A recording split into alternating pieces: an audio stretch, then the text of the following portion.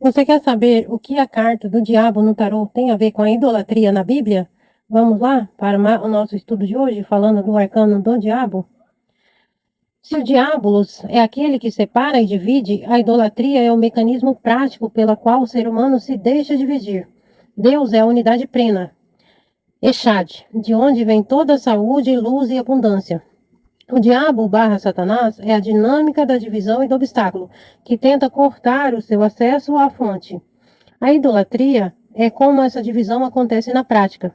É quando nós pegamos o nosso coração, a nossa mente, a nossa fé e os repartimos focando nas partes, as coisas do mundo e esquecendo o todo, chamado também de Deus.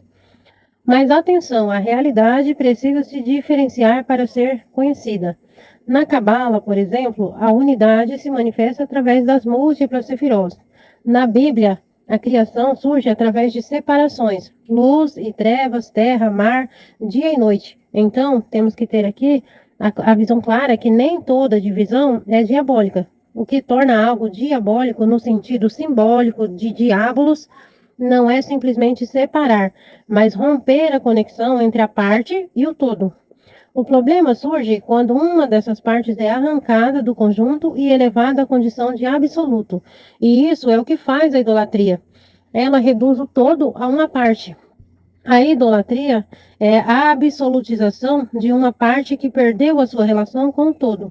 Por exemplo, o corpo separado da alma, a matéria separada do espírito, o prazer separado do amor, o poder separado da responsabilidade, o conhecimento separado da sabedoria, a riqueza separada do propósito. Em todos esses casos, existe uma fragmentação da unidade original. Curiosamente, essa ideia aparece também nas narrativas bíblicas da queda. A serpente, ela não cria algo novo. Ela faz o ser humano olhar apenas para um aspecto da realidade, o fruto. O fruto é desejável, é perder a visão do conjunto, de todo o jardim.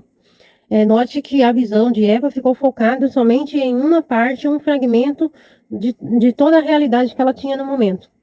É perder a visão do conjunto. O foco se estreita, a consciência se fixa numa parte. E isso lembra muito o estado representado pelo arcano do diabo. Não necessariamente o mal absoluto, mas a fixação, a coagulação e o aprisionamento da consciência numa parcela da realidade. O diabo, ele não representa apenas o pecado ou o desejo.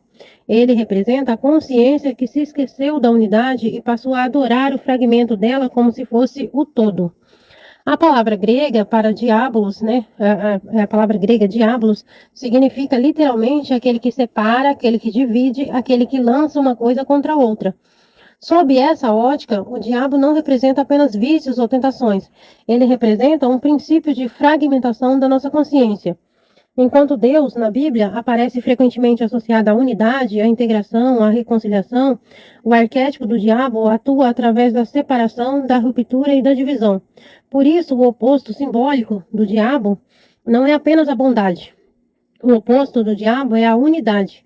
A idolatria, ela pode ser compreendida como uma das principais manifestações operacionais desse arquétipo. O mecanismo da idolatria, ele não consiste em apenas adorar uma estátua. Seu mecanismo é mais profundo, consiste em retirar uma parte da realidade do seu contexto e transformá-la em um absoluto. O ídolo é sempre uma parte que tomou o lugar do todo. O diabo divide, a idolatria fixa a atenção na parte dividida. Assim, ambos trabalham juntos e podemos observar como esse processo de fragmentação ocorre em 4 etapas. Na primeira etapa, a gente percebe que existe a unidade original. A realidade é um conjunto integrado. Por exemplo, a prosperidade, ela pode incluir recursos materiais, saúde, fertilidade, relacionamentos, paz, propósito, sabedoria. Tudo isso faz parte de uma realidade maior. Já a segunda etapa, ela consiste quando uma parte é isolada. A consciência passa a enxergar apenas um aspecto. Por exemplo, a prosperidade, que continha tudo aquilo que a gente falou acima, passa a ser identificada como o fragmento dinheiro. Ou o valor pessoal passa a ser representado pela beleza. Ou segurança é poder. A parte começa a ser separada do conjunto. Na terceira etapa, a parte é absolutizada.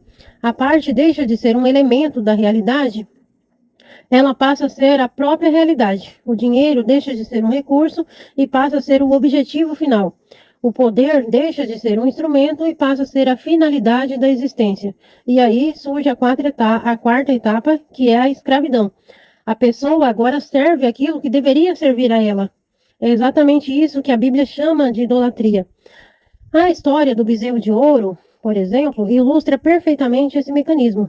O ouro, ele não era mau. O problema não era o metal.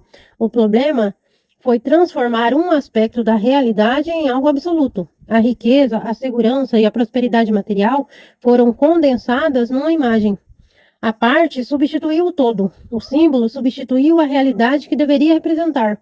Esse é o funcionamento da idolatria. Mas note um detalhe muito importante aqui para a nossa conversa e a nossa reflexão. Se a idolatria ela fosse simplesmente fazer imagens ou utilizar ouro para representar coisas sagradas, então o próprio Deus teria ordenado a construção de objetos idolátricos, mas não foi isso que aconteceu. A idolatria ela não começa quando uma forma é criada. Ela começa quando a forma deixa de apontar para a fonte. O tabernáculo, por exemplo, ele continha querubins moldados em ouro, candelabros de ouro, mesa dos pães, altar, utensílios sagrados, ornamentos simbólicos. Ou seja, o problema nunca foi a forma em si. O problema nunca foi a matéria. O problema nunca foi o ouro. O problema era a relação da consciência com aquela forma. Por isso, o bezerro de ouro é um exemplo tão perfeito do arcano 15. Não porque o povo escolheu uma matéria errada, mas porque transformou uma manifestação em realidade última. O fragmento tomou o lugar da unidade. E é exatamente neste momento que nasce a idolatria. A forma aponta para algo além dela mesma. O ouro do templo não era o objeto de adoração, ele remetia à glória divina. Os querubins não eram adorados, eles apontavam para uma realidade celeste. A forma era uma janela e não um destino. Agora, imagine o processo contrário. A forma deixa de ser uma janela, ela se torna um muro. Aí o olhar para nela, não atravessa mais. O símbolo passa a ser confundido com a realidade que deveria representar. E é exatamente isso que acontece com o bezerro de ouro. O ouro deixa de apontar para Deus. O ouro ocupa o lugar de Deus. E aqui surge uma conexão muito bonita com a própria letra Ain. O olho foi feito para enxergar através das coisas. O olho do diabo é o olho que para nas coisas. Ele vê o reflexo e esquece a luz. Vê o rio e esquece a nascente. Vê o templo e esquece a presença. Vê o ouro e esquece aquilo que o ouro deveria revelar. O diabo, ele não te prende à força, ele te prende pelo fascínio do reflexo.